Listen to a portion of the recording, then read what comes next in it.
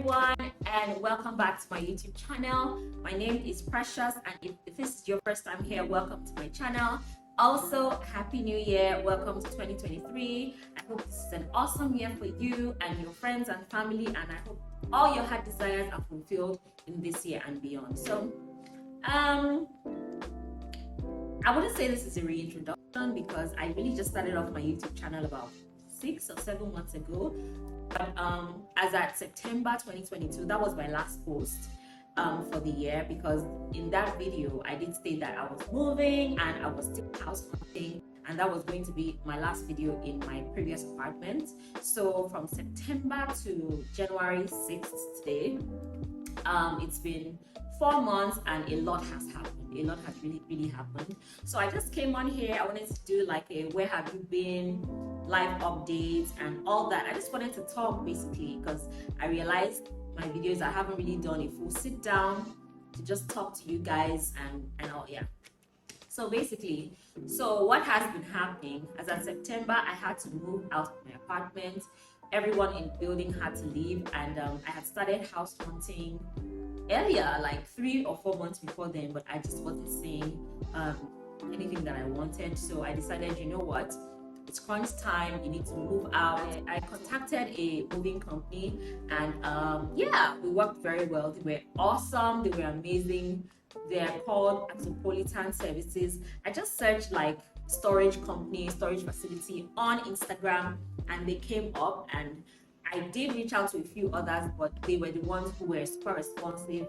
They were ready to help, and they fed me with all the information that I needed, and they were able to store my stuff because I had nowhere to move my stuff. And I just had to think, you know what, put your stuff in storage, stay somewhere. And I gave myself 1 month, like in 1 month you find a place. But I mean, life has a way of doing its thing.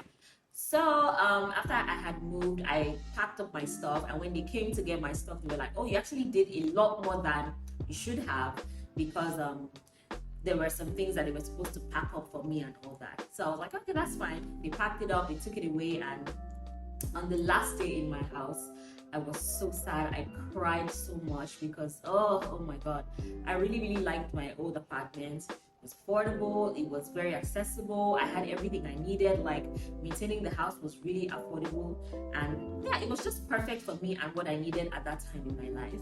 And I was there for 2 years, and having to move out almost immediately was well, not almost immediately, but like 2 years went by so fast because I spent the first year in COVID and I was home, and it felt like that year 2019 just went by so fast basically.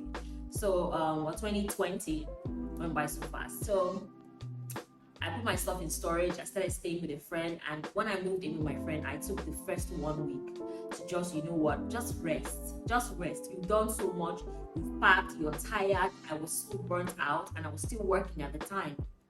So I just needed to take the time out to refocus and realign myself before I could gather up the energy to start searching again. And yeah, when I started searching, I was seeing all sorts of things, like all sorts of houses. The thing is, I had a specific kind of spot that I had in mind.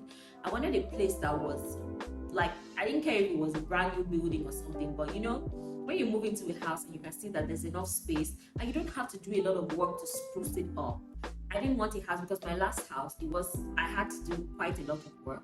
I had to renovate a lot of things, and before you know it, you're almost spending the amount of your rent to make your house pretty enough or habitable enough for you. And I didn't want that. I wanted everything that came with nice fittings, and I would only have to do the very bare minimum to get it up to standard or make my space as pretty or as simple as I wanted. So basically, I was looking for houses, I didn't find any, and then I found one which I thought would have been good, but the rent was okay. It was a 2-bedroom for 3 million, but then the landlord was saying, oh, the lights and diesel, everything was connected to his house, so we would have to pay 1 million naira a year for service charge. And I'm like how did you quantify that? How were you able to sum all that? And then I did my findings, and I realized, oh, they have lights all the time, so the generator hardly comes on, you know, stuff like that. And I was like, So where are these extra fees coming on? There are fees for sewage, fees for cleaning your compound, fees for all sorts of things. And I was wondering, can you break it down? The security, there was no security in the house. The amount was just very, very vague, and then the line items for the amount, he couldn't really come up with it. So I was like, you know what? I need something that I can control the amount of everything, all my utilities and all that. So I don't think this is the place for me. So that was that for that one. So the next place I found, oh my god, this house was so lovely. It was just 4 people in the compound. Living room was spacious. It was a 3-bedroom. Actually, it didn't need a 3-bedroom, but it hit the budget of a 2-bedroom anyway. And that period, I don't know what it was, maybe it was end of the year, the prices of houses on the property apps, they were just going up. Like this month you might see a 2-bedroom for like 2.5 million, next month 3 million. That's like the lowest. And if you see a 2.5, it's like really shitty and all that. So I was like, oh, okay, this price is good. It was a self-service apartment. I'm very comfortable with self-service because I want to be able to manage all my utilities and stuff by myself, because I feel like they just throw charges at you. So I saw the place, and then I filled the form. I put in an offer, like, can I get the place? They were like, oh, the owner of the house is a lawyer, she's this and that, and she would like to meet you and all that. I said, that's fine. And then I noticed that first day, second day, third day, because this house is, once you see something that you like, you need to put in an offer, you need to press quickly, because someone else might come and just chance you and take the house, and you'll be like, but I filled my form and all that. And I also wasn't comfortable with filling forms and giving a lot of personal information out, because you never know who might pick up your form. They have all your information, your work information, and then somebody is using you as a guarantor for loan somewhere. Honestly, these things are real, they do happen. So I was like, okay, can I meet the landlord and all that? So she was like, oh, they want to do findings about me, my place of work and all that, which they eventually did. And I was like, okay, like, can we proceed? Why is this thing not proceeding as fast as I think it should? And then they come back to me and say, oh, we're very sorry, she's not comfortable with where you work, because she had a problem with somebody else who worked there, and then she thought the person was going to be responsible, and the person disappointed her. And I'm like, what? At this point, it's like a damn if you do, damn if you don't, because how are you having a problem with somebody because of where they work? Like, shouldn't you judge someone based off their character and what they show you?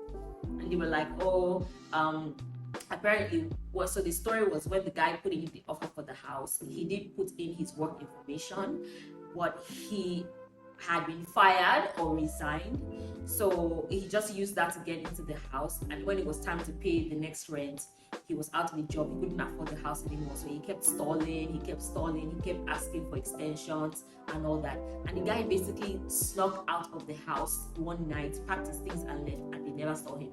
And he was owing like almost 2 years rent, because he had been managing and they were being a bit gentle with him. So I guess that had left a sour taste in the landlady's mouth. So I was like, what? Really? Like, how is it that even where you work can be a hindrance to you getting an apartment? Lagos is a wild place. Lagos really is a wild place. So that was that for that. I was so disappointed. I had lost another place that I liked. Within this period, I had been looking at other places, but I'm just speaking about the places that I saw and I wanted to close the deal. I had seen some other places as well, and like, oh, we want a married couple, we want somebody we want a guy, you know, all that. And I was like, you know what, I'm not going to drag this, I'm not going to force it.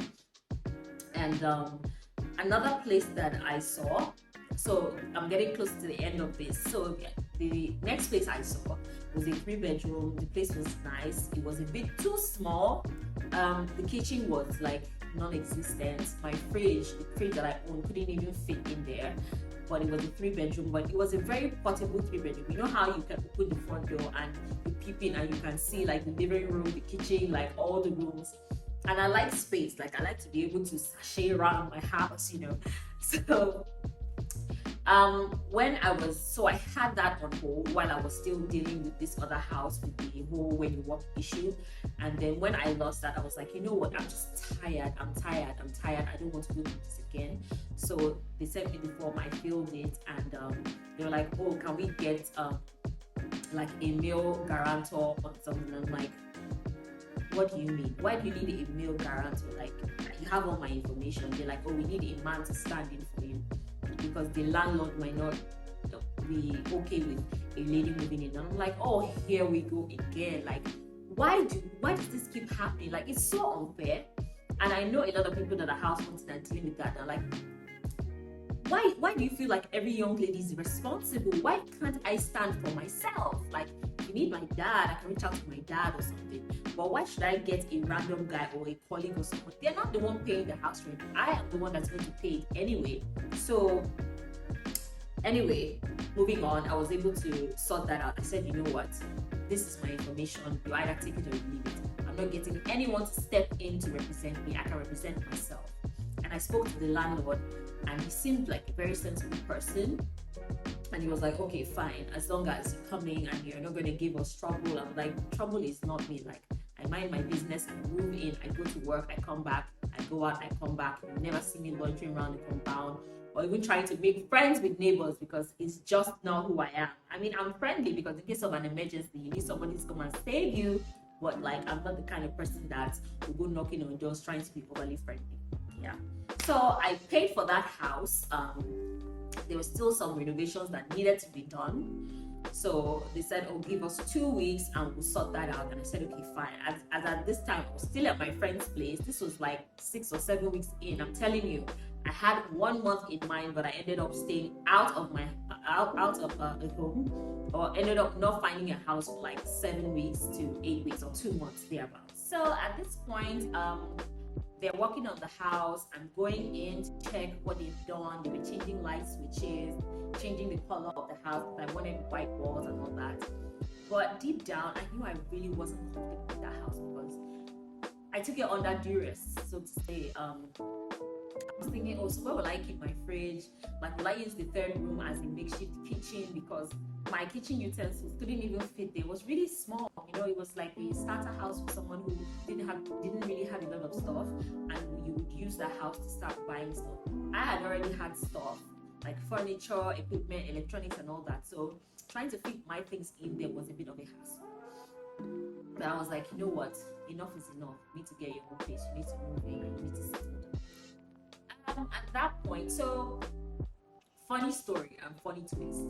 I was driving on the way to the house one day, and I just look right and I see this house and I see a for to let sign outside, and I'm like, and before then I had still been going on those property sites to check for other houses. I don't know why, I just didn't stop because I knew deep down in my heart that this isn't your house. This isn't your house. You just know, like, you just have that feeling.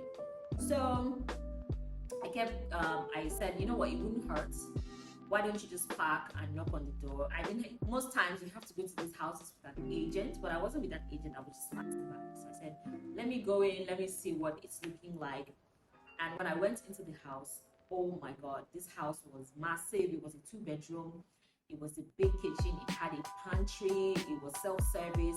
The rooms were spacious. The bathrooms were fantastic. Like, the living room on its own is so massive, and that's where I currently am now. So the living room on its own was just so massive, and I was like, you know what? I made a video. I sent it to my sister, and I'm like, sis, like, I think I found my house. I know I've paid for somewhere else. I paid somewhere else like 4 or 5 days ago. This was like during the Salah holiday, so they didn't work for a few days. So like, I still had to pay it. But I was like, I think I found my house. I think I found my house.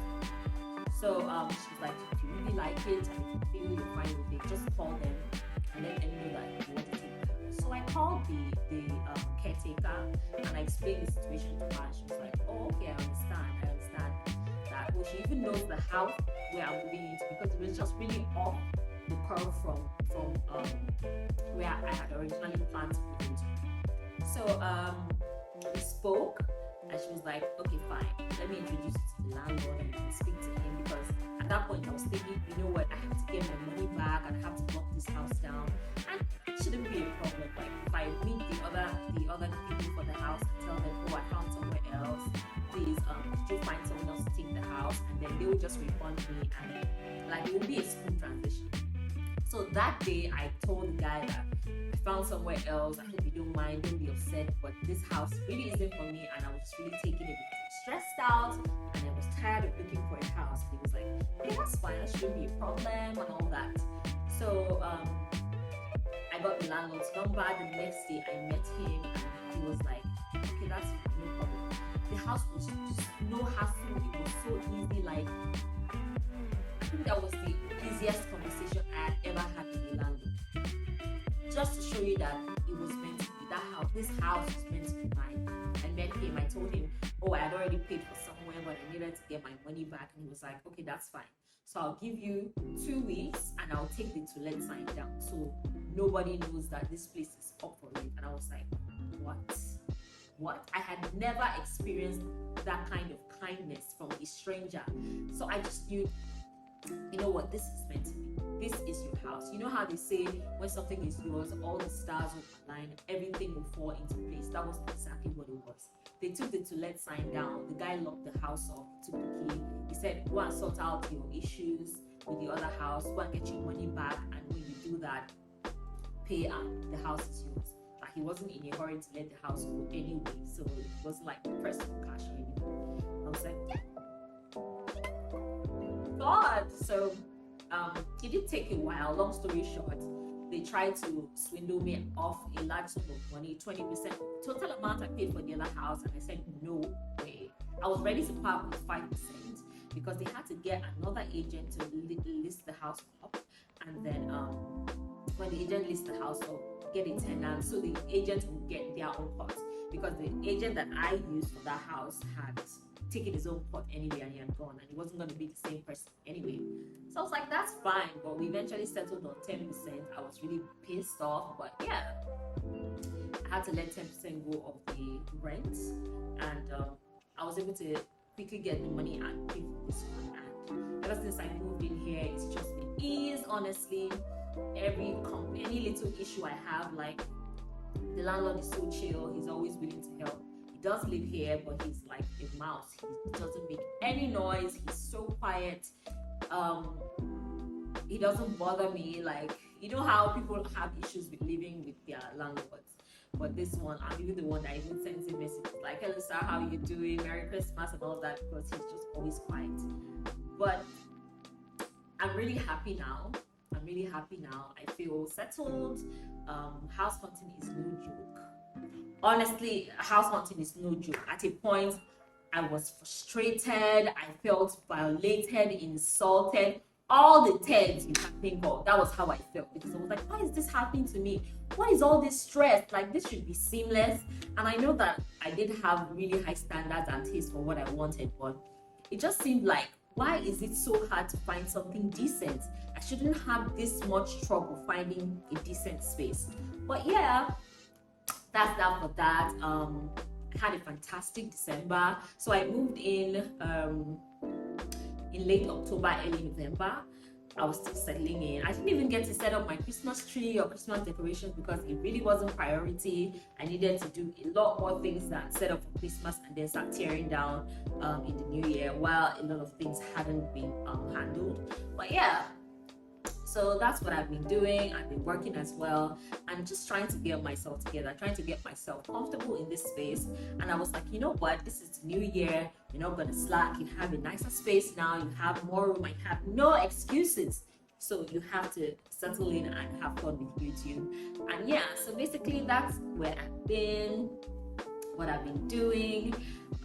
Promising you guys more videos. I have a whole lot of content to share, but I just needed to do this Where Have I Been video. And yeah, so thank you guys for watching, and I promise to be more consistent. You get more content, and I get to share a lot more of my life with you. And I hope you guys enjoy the content so far, and like, comment, and subscribe. Bye.